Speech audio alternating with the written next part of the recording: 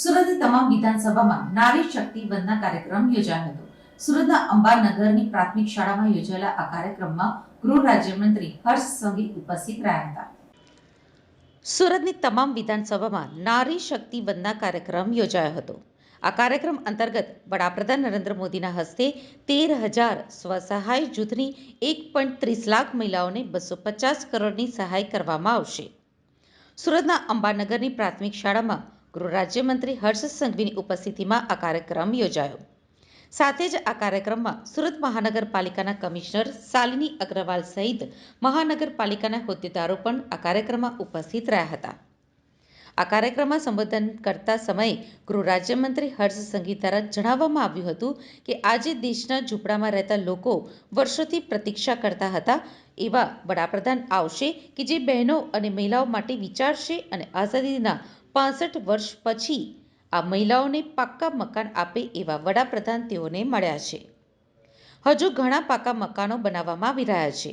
તેમણે એવું પણ જણાવ્યું હતું કે અહીંયા બેસેલા ઘણા બહેનોએ ભૂતકાળનું શાસન જોયું છે। બહેનો કિલોમીટર સુધી પાણી ભરવા જતા હતા અને પાણી ભરીને ઘરે આવે તો વીજળી લોકોના ઘરેથી ચાલી જતી હતી, પરંતુ વડાપ્રધાન નરેન્દ્ર મોદીના કારણે આજે લોકોના ઘર સુધી વીજળી પહોંચી છે અને આજે 20 મિનિટ પણ પાણી જાય છે તો લોકો કોર્પોરેટરને 20 થી 25 ફોન કરી લે છે કે પાણી કેમ ચાલ્યું ગયું। તેમણે એવું પણ જણાવ્યું હતું કે આયુષ્યમાન ભારત યોજનાનું કાર્ડ ન હતું ત્યારે ઘરમાં કોઈ વ્યક્તિ કે પરિવારનો સભ્ય બીમાર પડે ત્યારે પરિવારના સભ્યે વર્ષોથી ભેગી કરેલી બચત અથવા તો તેમને પોતાની બચતમાંથી લીધેલા દાગીના વેચીને પણ આ વ્યક્તિની સારવાર કરાવવી પડતી હતી। એટલા માટે જ વડાપ્રધાન નરેન્દ્ર મોદી દ્વારા આયુષ્યમાન ભારત યોજના શરૂ કરવામાં આવી છે અને લોકોએ વડાપ્રધાન નરેન્દ્ર મોદીનો આભાર પણ માનવો પડે। આ ઉપરાંત તેમણે એવું પણ જણાવ્યું હતું કે રાજ્યમાં જે દુષ્કર્મોના કિસ્સાઓ સામે આવે છે તેમાં આરોપીને સજા આપવાની કામગીરી ખૂબ જ ઝડપથી ભૂપેન્દ્ર પટેલની સરકારના સમયમાં કરવામાં આવે છે। સૌથી વધારે ઉંમરકેદની સજા ગુજરાત સરકાર કરે છે અને મોદી સરકારને અને ગુજરાતની ભૂપેન્દ્ર સરકારે આપ સૌ મહિલાઓ વતી આભાર હું માનું છું।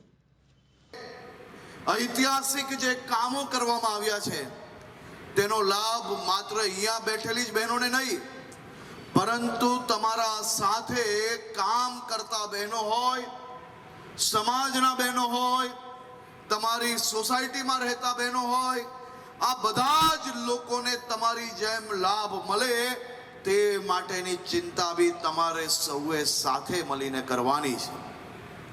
જ્યારે વાત નારી સન્માનની હોય અને એ વાત જ્યારે નારીની આવે ત્યારે સહનશીલતાનો, જેનામાં સૌથી વધુ સહનશીલતા હોય અને નારીની વાત આવે ત્યારે સૌથી પહેલો શબ્દ જો કોઈના મનમાં આવે તો એ શબ્દ હોય છે સહનશીલતા। ગમે તેવી તકલીફો, ગમે તેવી ચેલેન્જીસ, ગમે તેવી તકલીફો આવે જીવનમાં, આ દીકરીઓના નામ બહાર આવ્યા વગર આવી દીકરીઓને મદદ કરવા માટે તૈયાર છે। મારી સૌ બહેનોને વિનંતી છે કે તમારા માનવતા, તમારા મનની અંદર જો માનવતા હોય તો કોઈ બી દીકરી, કોઈ બી મહિલા જોડે આ પ્રકારની ઘટના બને તો એની વાતો, એની મજાક ઉડાવવું નહીં, પરંતુ રાણી લક્ષ્મીબાઈ બનીને એની જોડે ઊભા રહીને એને ન્યાય અપાવવાનો આપણે 100% સંકલ્પ લેવાનો છે। મને ખુશી થાય છે કે બહેનોની તાલી નહીં પણ ભાઈઓની તાલી આવે છે। આવાજ અમારા ભાઈઓ તૈયાર છે, બહેનો તૈયાર છો બીજી બહેનોને મદદ કરવા? જેટલા તૈયાર હોય એ જ આંગળી ઊંચી કરે, અને જેને લડી જ લેવું છે આવી ઘટના બને એ લોકો જોરથી મારી સાથે એક નારો લગાડે, ભારત માતા કી, ભારત માતા કી। આદરણીય મોદી સાહેબને, ગુજરાતના મુખ્યમંત્રી શ્રી ભૂપેન્દ્રભાઈ પટેલને, આ ડબલ એન્જિનની ભારતીય જનતા પાર્ટીની સરકારને હું સૌ બહેનો વતી, જે બહેનોએ મને આભાર માનવા માટે કહ્યું છે એવી અનેક યોજનાઓ બદલ આ ડબલ એન્જિન સરકારનો આભાર માનું છું। मैं आभार मानता हूं देश के लोकप्रिय प्रधानमंत्री आदरणीय मोदी जी का कि देश की लाखों महिलाओं को, लाखों बहनों को, लाखों माताओं को उज्ज्वला योजना से सम्मानित किया। इज्जत घर देके मेरी लाखों महिलाओं को, माताओं को आपने सम्मानित किया है। महिलाओं के नाम पर आवास देके देश की करोड़ों महिलाओं का जीवन सुरक्षित करने का कार्य भी आप श्री द्वारा किया गया है। हर घर नल से जल देके मेरे देश की करोड़ों महिलाओं को, माताओं को किलोमीटरों दूर तक पानी लेने जो जाना पड़ रहा था उससे मुक्त करने का श्रेय भी आप प्रधानमंत्री जी आपको जाता है।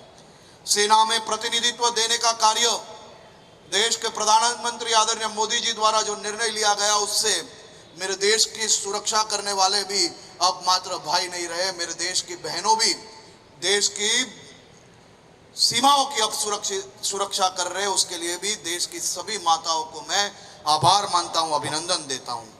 मेरी यहाँ पे आज के इस कार्यक्रम में कई मुस्लिम बहनें बैठी हैं, चाहे वो जाहिर में बोल पाए या ना बोल पाए, लेकिन मैं उनको अभिनंदन देता हूं कि उन्हें देश में एक ऐसे प्रधानमंत्री प्राप्त हुए जिन्होंने मुस्लिम महिलाओं को, मुस्लिम बेटियों को 3 तलाक के कानून से उन सब के जीवन को सुरक्षित करने का कार्य किया है। उसके लिए मैं उनका आभार मानता हूं।